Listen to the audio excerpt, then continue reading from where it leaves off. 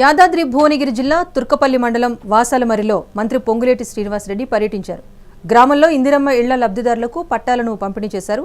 ఈ సందర్భంగా మంత్రి పొంగులేటి కేసీఆర్ ఈ గ్రామాన్ని దత్తత తీసుకున్నారని, అభివృద్ధి చేస్తానని చెప్పి ఆగం చేశారు అంటూ విమర్శలు చేశారు. ఎప్పుడు ఎన్నికలు వచ్చినా డబుల్ బెడ్రూమ్ ఇళ్లు ఇస్తామంటూ బొమ్మలు చూపించి ఓట్లేయించుకున్నారని మండిపడ్డారు. బీఆర్ఎస్ ప్రభుత్వం చేసిన అప్పులకు 6,000 కోట్ల రూపాయల వడ్డీ కడుతున్నామని, ఎన్నికల్లో కాంగ్రెస్ పార్టీ ఇచ్చిన ప్రతి హామీని నెరవేరుస్తున్నామన్నారు మంత్రి.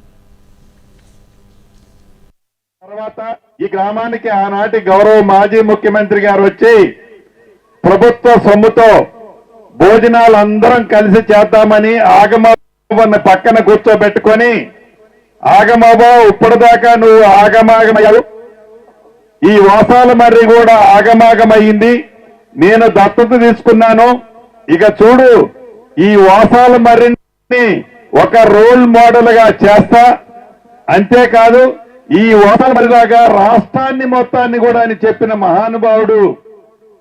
రాష్ట్రాన్ని చేశాడో చేయలేదో మీకు తెలియంది కాదు, చివరికి ఒక చిన్న గ్రామం వాసాలమర్రినే ఎటువంటి పరిస్థితికి తీసుకొచ్చాడో తన స్వార్థం కోసం ఈనాడు ప్రత్యక్షంగా ఈ గ్రామంలో ఉండి మనం చూస్తున్నాం.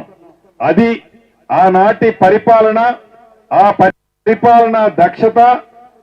ఎప్పుడు ఎన్నికలు వచ్చినా బొమ్మలు చూపించి ఓట్లు తెచ్చుకోవడం తప్ప, నువ్వు నన్ను గెలిపిస్తే ఇగో ఈ డబుల్ బెడ్రూమ్ ఇస్తామనేవి బొమ్మను చూపించి ఓట్లేంచుకోవటం తప్ప, పట్టుమని ఏ ఊర్లో ఒక 10 ఇళ్లు కట్టిన సందర్భాలు లేదు. ఒక 10 మంది పేదవాళ్ళకి ఉపయోగపడ్డ కార్యక్రమం ఆనాటి ప్రభుత్వం చేయలే. ధనిక తెలంగాణ రాష్ట్రాన్ని ఇందాక మిత్రులు చెప్పినట్లు 8,19,000 కోట్ల అప్పు అయితే చేశారు.